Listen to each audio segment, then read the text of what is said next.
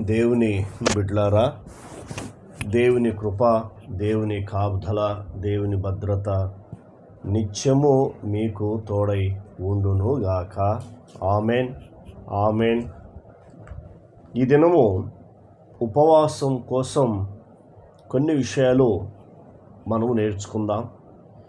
పాత నిబంధన, కొత్త నిబంధన మనకు ఏం నేర్పిస్తుంది, ఉపవాసం అంటే ఏంటి, దాని ప్రకారంగా మనము కొన్ని విషయాలు నేర్చుకుందాం.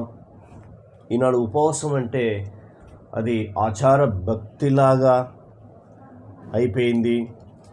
లోకంలో ఉన్న మనుషుల్లాగానే ఉన్నారు. కానీ ఉపవాసం ఉన్నప్పుడు ఏం చేయాలి, ఉపవాసానికి ఏంటి ఆ ప్రత్యేకత అనేది మనకు తెలియాలి.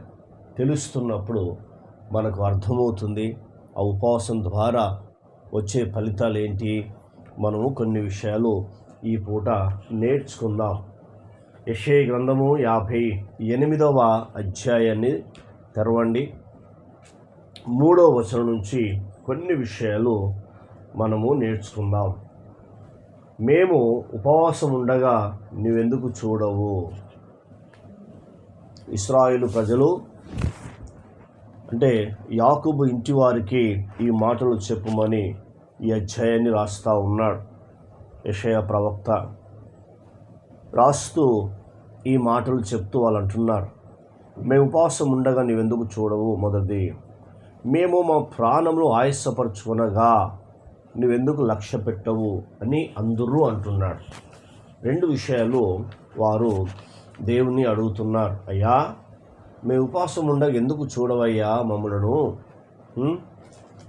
ఎందుకు పట్టించుకోవు మమ్మలను అని అడుగుతూ ఉన్నారు. మొదటిది. రెండవది, మా ప్రాణాన్ని ఆయాసపరుచుకున్నాం అంటే ఉపవాసం ఉండడం కష్టతరం, ఆయాసపరుచుకున్నాం అని వాళ్ళు అంటున్నారు. కానీ ఇక్కడ మనం నేర్చుకోవాల్సింది ఏందో మనం నేర్చుకుందాం అని, మేము మా ప్రాణములు ఆయాసపరచుకొనగా నువ్వెందుకు లక్ష్య పెట్టవు అని అందరూ. ఇప్పుడు దేవుడు మాట్లాడుతున్నాడు, మనం జాగ్రత్తగా విందాం. మీ ఉపవాస దినమున మీరు వ్యాపారం చేయదురు. మొట్టమొదటిది ఏం చేస్తారంటే ఉపవాస దినమున వ్యాపారం చేస్తున్నావు, మొదటిది.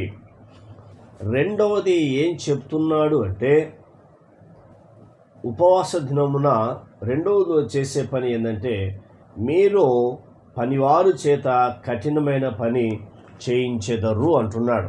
రెండవది, మీ పనివారి చేత కఠినమైన పని చేయిస్తున్నారు. మూడవది, మీరు కలహపడుచు వివాదము చేయించు. చూసారా, కలహపడుచున్నారు, వివాదము చేయుచున్నారు. నాలుగవది, అన్యాయముగా గుద్దులాడుచు ఉపవాసం ఉందురు. అన్యాయంగా గుద్దులాడుచు ఉపవాసం ఉందురు. చూసారా, అందుకే దేవుడు మాట్లాడుతున్నాడు, ఎప్పుడు ఆచార భక్తి చేయకూడదు. ఇప్పుడున్న ఈ దినాల్లో మనం చూస్తున్నప్పుడు శ్రమల దినాలు రాగానే, ఈ 40 దినాలు రాగానే ఉపవాసం ఉండడం ఆచారం అయిపోతుంది. మజ్జిగ తాగడం, నిమ్మరసం తాగడం, కొబ్బరి నీళ్ళు తాగడం, ఛాయ్ తాగడం, రకరకాలు చేసి ఉపవాసం ఉంటున్నారు. వ్యాపారం చేస్తున్నారు, ఉద్యోగాలు చేస్తున్నారు, కూలి పని చేస్తున్నారు, అన్ని పనులు చేస్తున్నారు. దేవుడు చెప్పాడా ఉండమని? ఎక్కడన్నా మనకు రాయబడి ఉందా?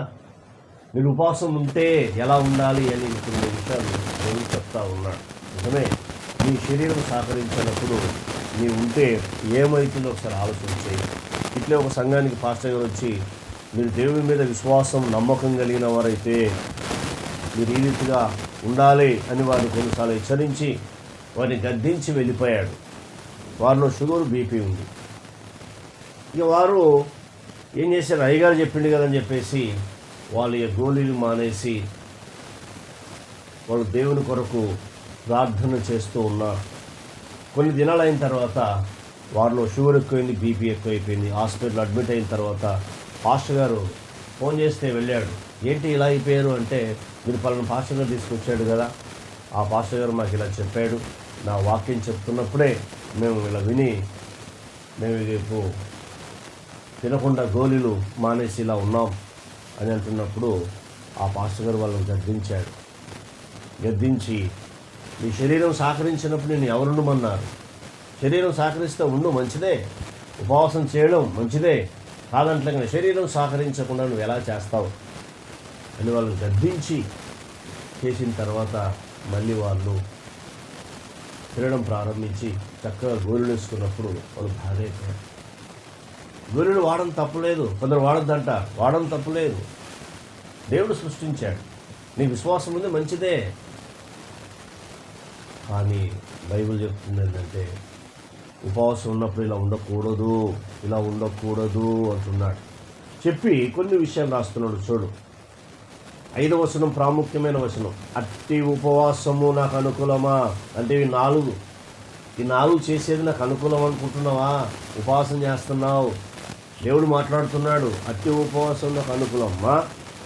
మనుషులు తన ప్రాణమును బాధపరుచుకునవలసిన దినము అట్టిదేనా? మనుష్యుడు తన ప్రాణాన్ని బాధపరుచుకున్న దినం వట్టిదేనా? ఆ దినం వట్టిదేనా? బాధపరుచుకున్నావు, తినలేదు, కఠినంగా ఎంతో దూరం పోయాం. నిన్ను ఎవరు చేయమన్నారు? నేను ఉన్నాను, నా శరీరం సహకరించేంత వరకు నేను చేయగలిగాను. వారానికి ఒక్కరోజు, ప్రతి శుక్రవారం. శరీరం సహకరించట్లేదు, చేయట్లేదు అంటే దేవుడు ఏం చెప్తున్నాడో ఆ జ్ఞానోదయం మనకు ఉంటున్నప్పుడు మనకు అర్థమవుతుంది ఏం చేయాలి, ఏం చేయకూడదు. కాబట్టి నీవు ఒక్క దినం వట్టిదేనా అంటున్నాడు. 40 దినాలు మరి నీ శరీరాన్ని ఆయాసపరుచుకుంటున్నావు, వట్టిదేనా? ఏమైనా అద్భుతం జరుగుతుందా? ఒకసారి ఆలోచన చేయండి. ఇప్పుడు యేసు ప్రభువు వారు మాట్లాడుతున్న మాటలు నేర్చుకుందాం. మత్తయి సువార్త 6వ అధ్యాయము 16 నుంచి 18 వరకు చదువుకుందాం. మీరు ఉపవాసం చేయనప్పుడు వేషధారుల వల్ల దుఃఖముఖులై ఉండకుడి. ఫస్ట్ ఉపవాసం చేయనప్పుడు వేషధారుల వల్ల దుఃఖముఖులై ఉండకుడి. మొదటి, తాము ఉపవాసం చేయుచున్నట్టు మనుషులు కనబడాలని. రెండోది, మనుషులు కనబడాలని వారు తమ ముఖం వికారం చేసుకుందరు. చూసారా, మనుషులు కనబడడం చేసుకుంటే వారి ముఖాన్ని వికారం చేసుకుందరు.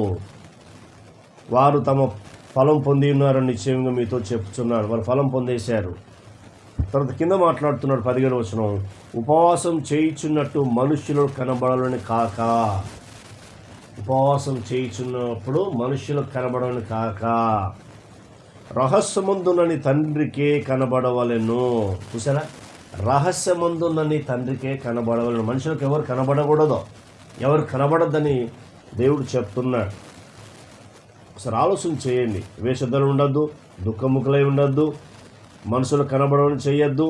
మూడోది, 4వది, రహస్యమందున్న నీ తండ్రికే కనబడవలెను. 5వది చెప్తున్నాడు, నీ ఉపవాసం చేయనప్పుడు తల అంటుకోవాలి, నీ ముఖాన్ని కడుక్కొని. 2, తల అంటుకోవాలంటే నూనె, అంటే పరిశుద్ధాత్మ అభిషేకముతో అభిషేకించబడాలి. నీరు అంటే ఏంటంటే వాక్యం అనే ఆ యొక్క నీరుతో మన ముఖాన్ని కడుక్కొని మన యొక్క పాప జీవితాన్ని, రోత జీవితాన్ని, భ్రష్టత్వాన్ని, నాశనాన్ని దేవుని ఎదుట ఒప్పుకొని విడిచిపెట్టి ఆయన యొక్క వాక్యములో, ఆయన యొక్క రక్తంలో మన పాపాన్ని కడుక్కొని పరిశుద్ధులుగా ఉండాలంటున్నాడు. చివరికి మాట్లాడుతున్నాడు, ఉపవాసము అంటే అర్థం ఏంటంటే అన్నిటికీ దూరమై, అన్నిటిని పక్కన పెట్టి దేవునికి దగ్గర కావడం ఉపవాసం. గుర్తుంచుకోండి. నెహెమీయా ఉపవాసం ఉన్నప్పుడు పనులు పక్కన పెట్టాడు, ప్రార్థన చేసుకుంటూ కూర్చున్నాడు.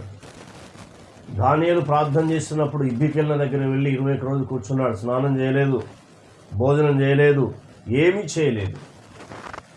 ఎస్తేరు తన పనికత్తలు ఉపవాసం ఉన్నప్పుడు 3 దినాలు అన్నపానాలు మాని సమాజ మందిరంలో కూర్చొని ప్రార్థన చేస్తూ ఉన్నారు. ఇలా చెప్పుకుంటూ పోతే ఎంతోమంది భక్తురాలు ఉన్నారు. వాళ్ళు ఉన్నావా? ఈరోజు వ్యాపారం చేస్తున్నావు, ఈ పని చేస్తున్నావు, ఆ పని చేస్తున్నావు, అన్యాయం చేస్తున్నావు, అక్రమం చేస్తున్నావు, ఇష్టానుసారంగా మాట్లాడుతున్నావు, ఉపవాసం అంటున్నావు, నీ ప్రాణాన్ని ఆయాసపరుచుకుంటున్నావు, వట్టిదే అవుతుంది. జాగ్రత్త. ఉపవాసం ఉన్నప్పుడు ఏం చేయాలి, ఏం చేయకూడదు, రహస్యంగా ఉన్న తండ్రికి నువ్వు ప్రార్థన చేయాలి. ప్రార్థన. కన్న తండ్రి, నీకు వందనాలు. విన్న మాటలు దుష్టత్వం సహాయం చేయండి. ఈ మాటల ద్వారా మీరు మాతో మాట్లాడుతూ వచ్చిన ప్రతి లేఖన భాగాన్ని బట్టి కృతజ్ఞతలు చెల్లిస్తూ యేసు నామంలో పొందినాం తండ్రి. ఆమెన్. దేవుడు మనందరిని దీవించి ఆశీర్వించును గాక. Amen, amen, amen.